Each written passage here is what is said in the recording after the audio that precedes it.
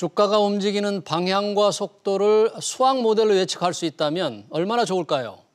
이런 호기심으로 시작된 게 퀀트 투자입니다. 수학과 통계 기반에서 시장을 예측하는 거죠. 그날그날의 기분에 따르거나 얄팍한 재무 지식으로 종목을 찍는 투자자들 한 번쯤 관심 가져볼 만합니다. 퀀트 애널리스트 김경훈 KTB 투자증권 연구위원 모시고 지금 시장을 어떻게 보고 있는지 나눠보겠습니다. 연구위원님 어서 오세요. 반갑습니다. 네, 안녕하십니까? 네. 자, 퀀트 투자 조금 어려운 말이긴 한데 우리가 조금 이따 이제 얘기하기를 하고 지금 시장 상황을 보고 많은 분석가들이 조금 과열이다 이런 평가를 하고 있는데 우리 연구원님은 조금 생각이 다르다고 들었는데 어떻게 보십니까? 일단 결론부터 말씀을 드리면 이제 과열은 아니다가 좀 결론이 될 것 같습니다. 그래서 일단 과열을 판단하는데 여러 가지 지표들은 있겠지만은 일단 저는 결론은 이제 지난 작년 팬데믹 때부터 이제 시작도 안 했다라고 과열은 아니다라고 말씀드립니다. 과열은 아니고 예. 그럼 정상입니까? 그래서 지금 최근 상황을 좀 살펴보면은 최근에 이제 막 정상 국면에 들어왔다라고 봐주시면 좋으실 것 같습니다. 정상 국면에 들어왔다. 예. 어떤 지표로 어떤 기준으로 그렇게 말씀하십니까? 제가 그 기준이 되는 건 여러 가지가 있겠지만은 지금 중점적으로 말씀드리고 있는 거는 이제 리스크 프리미엄 측면으로 봤을 때 리스크 프리미엄 맞습니다. 그래서 그런 측면으로 봤을 때 예, 지금은 정상 국면에 지금 막 진입을 한 상태이다라고 봐주시면 지금 화면에 투자 심리 지표가 있는데 예. 저게 지금 위험도를 얘기하는 거죠? 지금 중간 정도면 정상 정도 된다 그런 얘기인가요? 맞습니다. 그러니까 이거는 리스크 프리미엄이라기보다는 이제 다른 이제 측면으로 이제 지금 현재 어느까지 와 있는지를 살펴볼 때 활용하고 있는 지표인데 이런 차트를 보시더라도 지금 현재 상황은 물론 증시는 많이 이제 급등을 하기는 했지만 지금 지난 10년 놓고 봤을 때도 지금 이제 정상 국면에 들어온 거 확인이 가능하시고 예. 그래요. 자, 리스크 프리미엄이 나오는데 리스크 프리미엄 지표를 봐도 과열 국면은 아니다라고 얘기할 수 있다 이런 거죠. 왼쪽 부분 빨간 저 네모를 보고 그렇게 지금 얘기할 수 있습니까? 맞습니다. 그 왼쪽이 지금 현재 국면이라고 하면 좋을 것 같고요. 예, 그리고 지금 오른쪽 화살표 있는 것이 이제 저희 작년 3월 19일 팬데믹이 왔었을 때에 이제 증시가 폭락이 있었을 때 폭락했을 때 그렇군요. 자, 우리 김경훈 연구위원은 이제 퀀트 애널리스트라고 그러는데 제가 잠깐 소개할 때 수학과 통계 기반에서 시장을 예측하는 거다 그랬는데 퀀트 우리 시청자들에게 좀 짧게 한번 설명을 해주신다면 뭐라고 얘기하실까요? 네, 퀀트에 대한 정의가 여러 가지가 있겠지만은 제가 생각하는 이제 퀀트라고 했을 때는 이제 한마디로 좀 요약을 해봤을 때 돈을 버는 이제 공식을 좀 구조화하는 작업이다라고 보고 있습니다. 돈을 버는 공식을 구조한다. 예. 그러니까 돈을 버는 공식에서 가슴으로 하는 게 아니라 좀 머리로 한다. 이런 건가요? 수학으로? 그렇게도 해석이 가능하시겠지만 이제 시장에서 설명 변수를 찾아서 그 설명 변수를 이제 가공하는 작업이다라고 봐주시면 좋으실 것 같습니다. 그러면 지금 시장의 과열이 아니다고 할 때 인용한 것이 리스크 프리미엄인데 역시 이것도 퀀트에 의한 그런 분석이라고 할 수 있겠습니까? 맞습니다. 그러면 그 리스크 프리미엄이 아직은 괜찮다는 것은 수익률 여전히 우리가 높게 기대할 수 있다는 것과 같은 말입니까?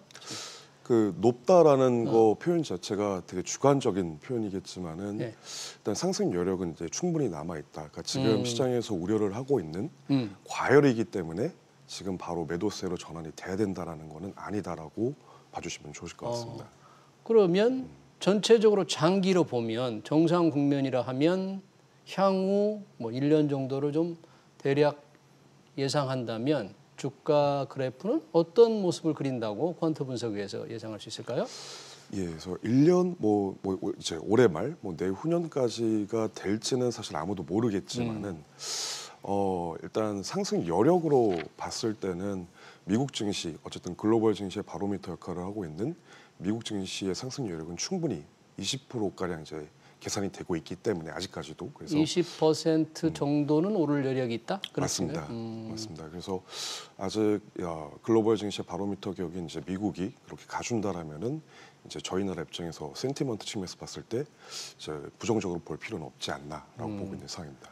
그래도 너무 많은 개미 투자자들이 달려들고 더구나 B2라고 해서 돈을 빌려서 막 투자하니까 이게 전통적인 개념으로는 과열이다 이런 이제 보도들이 나오는데 그렇지 않게 보는 것은 우리 시장 환경이 달라졌기 때문입니까? 어떻게 해석을 할 수 있습니까? 예, 정확하게 보셨습니다. 그래서 일단 물론 이제 전통적인 이제 밸류에이션 지표들이죠. 뭐 EV/EBITDA라든지 뭐 이제 시장에서 많이 보는 PER, PBR로 봤을 때는 지금 현재 코스피 수준이 근 5년만 놓고 봐주셔도 어쨌든 밴드 최상단에 지금 위치하고 있는 거는 사실은 사실이지만 일단 지금 매크로 환경 자체가 이제 과거 그러니까 그런 전통 밸류에이션 통했을 때와는 많이 이제 차이가 있다라는 거죠. 그래서 지금 금리만 봐주셔도 미국의 이제 정책 금리 자체가 지금 제로에 와 있습니다. 그러니까 이게 의미하는 바는 지금 돈의 시간 가치가 제로에 와 있다라는 걸 의미를 하기 때문에 그래서 지금과 같이 매크로 탑다운적인 환경이 바뀐 시대에서는 좀 다른 말로 좀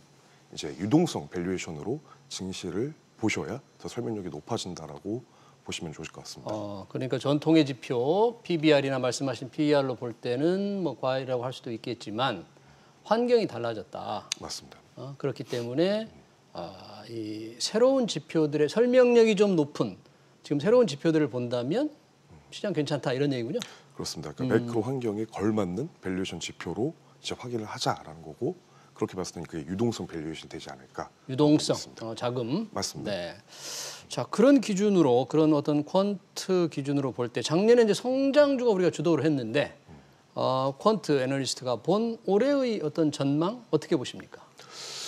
일단 제가 작년 말에 그 올해 증시 전망 관련된 좀 자료를 썼던 그 발간한 자료가 있습니다. 그래서 작년 말에 맞습니다. 그래서 그때 당시에도 제가 좀 지속적으로 현재까지도 언급을 드리고 있는 부분은 작년에는 누구나 다 알다시피 성장주의 독보적인 이제 한 해였다라면 올해 같은 경우에는 스타일상으로 뚜렷한 색깔은 부재할 거다를 좀 말씀을 드렸던 부분이었고요. 스타일상으로 뚜렷한 색깔이 없다. 부재할 것이다. 조금 어려운 말인데 그게 무슨 뜻일까요? 이제 보통 이제 시장 참여자들이 주식을 이제 구분하는 데 있어서 이제 뭐 이제 스타일 상으로는 이제 가치주와 성장주 그렇게 이제 구분을 짓고 있습니다. 성장주. 맞습니다. 그래서 성장주라고 할 때는 이제 대부분 저희가 이제 멀티플, 그러니까 밸류에이션이 높은 애들 이제 종목들을 얘기를 할 거고 이제 가치주 같은 경우에는 이제 밸류에이션이 낮은 종목들을 의미를 할 겁니다. 그래서 좀 큰 이제 색깔을 구분하기 위해서 이제 시장 참여자들이 이제 구분을 짓고 있는 방법론이고요.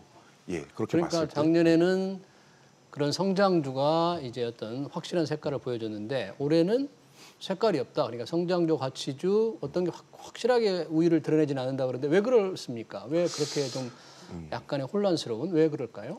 일단 이러한 현상, 그러니까 작년 말부터 구체적으로는 한 10월, 9월 달부터 이 이제 색깔이 부재했던 현상이 나타나기 시작을 했는데요. 일단 그때 나타났던 현상은 이제 한미 간의 스타일상의 디커플링이 이제 시작이 됐다라는 거였고 이제 원래 이제 과거 장기로 이제 스타일을 한국과 미국을 그려봤을 때 저희 나라 이제 스타일 증시 스타일도 미국을 따라가는 게 원칙이었지만은 우리나라가 맞습니다. 그래서 이게 작년 이제 9월 10월경으로 해서 변곡점을 해서 디커플링이 발생했다라는 거죠. 작년 9, 10월부터 미국과 우리가 따로 논다. 맞습니다. 그래서 그 자료에 좀 구체적인 이유를 써놓기는 했지만 좀 브리프하게 좀 말씀을 드려보면 그때 당시 이제 매크로단에서 나타났던 현상은 이제 시장 센티먼트 지표들과 이제 실물 경기 펀더먼털 지표들 간의 힘겨루기가 그때부터 시작됐다라는 거였고 그래서 저는 이러한 현상이 올 한 해 그러니까 2021년도죠. 올 한 해 좀 중장기화될 가능성이 높다라고 보고 있었기 때문에 올 한 해는 작년과는 다르게 스타일상의 색깔이 부재할 거다를 말씀을 드려왔었습니다. 그러니까 성장주나 가치주나 어느 한쪽에 확실한 우위 없이 조금 뭐 같이 가거나 뭐 헷갈릴 수도 있다는 얘기인데 그러면 그게 주도주가 없다 그런 뜻이에요? 그런 건 아니죠? 예, 주도주가 없다라는 것보다는 같은 이제 포괄적인 이제 뭐 함축적인 의미가 되긴 하겠지만은 주도주가 없다라는 건 아닙니다. 어떠한 국면에서도 시장 내에서는 주도주가 나타나기는 마련인데 그래서 일단 지금의 주도주는 예, 지금의 주도주는 뭐 2차 전지나 반도체, 자동차 반도체. 이렇게 봐주시면 좋으실 것 같고요.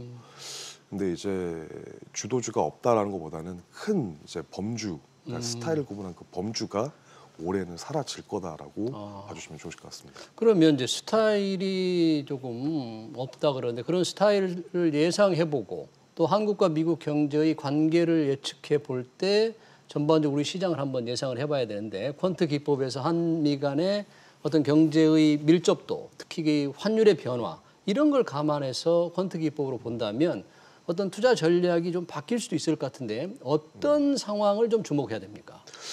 예, 맞습니다. 그래서 이제 아무래도 증시 스타일 자체가 환율과도 좀 밀접한 관계를 갖고 있다 보니까 제가 작년 말에 이제 올해 증시 전망을 했었을 때 또 추가적으로 그때 당시 발견했던 게 일단 올 한 해를 이제 좀 짧게 봤을 때 1년을 놓고 봤을 때 일단 스타일이 부재할 거다라는 그 시각은 크게 갖고 있는 건 동일하지만 일단 환율 변곡점을 일단 찾아서 그 환율 변화하는 그 시점에 따라서 이제 환율 스타일도 변곡점. 네. 맞습니다. 그래서 스타일상에서도 로테이션이 발생이 될 거다를 좀 말씀을 드려왔던 부분이었거든요. 환율 변곡점이 언제 옵니까? 올해? 그래서 저는 올해 그게 3, 4월경에 이제 발생이 될 거다라고 보고 있습니다. 3, 4월경에.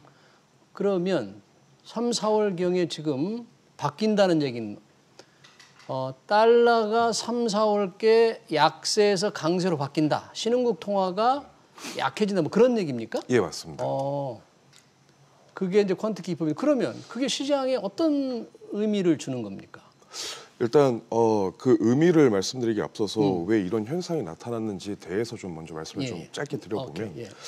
일단 이제 EM 커런시가 저희 나라 원달러가 포함이 되어 있는 신흥국 통화. 맞습니다. 신흥국 통화가 과거 장기 시계열상에서 그려봤을 때 미국 기업들의 리스타킹 사이클과 동행을 해왔다라는 미국 기업들의 재고 축적과 맞습니다. 중기겠다. 그래서 동행을 해왔다라는 그 결과를 좀 얻을 수가 있었었고요.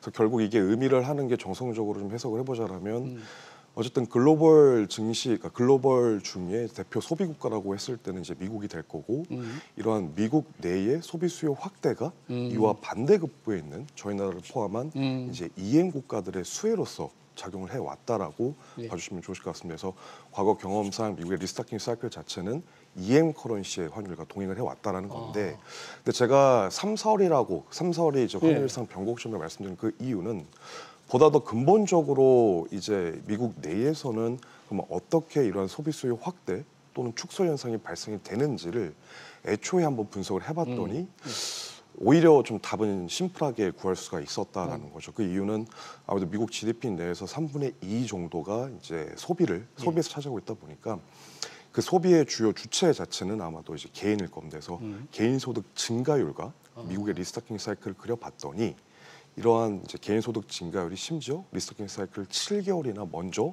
선행을 해서 그려봤을 때 가장 통계적 유의도가 상승을 했다라고 봐주시면 좋으실 것 같습니다. 그래서 제가 3, 4월이라고 말씀드렸던 그 이제 이유는 이제 작년 이제 코로나 그 효과에 의해서 그 여파에 의해서 이제 꺾이는 시점, 그러니까 개인 소득 증가율이 미국에서 꺾이는 시점이 미국의 개인 소득 증가율이 꺾이는 시점이 7개월 선행시켜서 그려놨던 지금 미국 개인 소득 증가율이 꺾이는 시점이 올해 3, 4월경이 될 거다. 그래서 이게 또 결국 의미하는 바는 그때까지는 미국의 리스타킹 사이클이 지속이 될 거기 때문에 원달러, EM 커런시의 지속적인 강세 현상이 나타나겠지만은 이제 3, 4월 이후 그러니까 개인 소득 증가가 이제 반락으로 이어졌을 때부터는 미국 내에서도 리스타킹 종료를 의미할 거기 때문에 다시금 달러 강세 일정 수준의 이제 전환을 예상을 하고 있습니다. 그러면 3, 4월께 달러 강세로 전환이 되면 미국 시장에서 조금 혜택을 받는 종목 업종들은 어떤?